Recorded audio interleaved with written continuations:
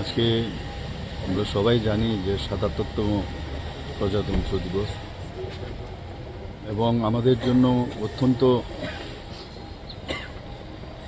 গর্বের বিষয়। পাশাপাশি এই দিনটির জন্য কিন্তু প্রতি বছর আমরা বসে থাকি, কারণ প্রজাতন্ত্র দিবস মানে আমাদের যে সংবিধানকে স্বীকৃতি প্রদান হয়েছিল সেদিন, এবং ভারতবর্ষে গণতন্ত্র প্রতিষ্ঠিত হয়েছে, প্রজাতন্ত্র প্রতিষ্ঠিত হয়েছে, আমরা সবাই জানি।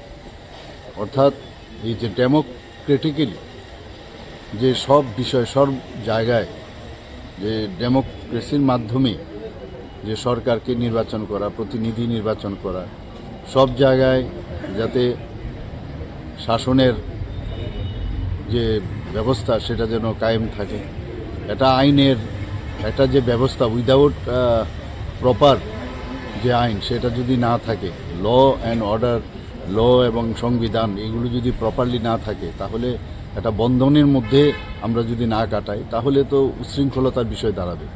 তো শৃঙ্খলাতে আনার জন্য, এটা প্রপার অর্ডারে আনার জন্য সংবিধান খুব জরুরি ছিল। ২৬শে জানুয়ারিতে সেটা হয়েছিল, আমরা জানি, প্রজাতন্ত্র দিবস।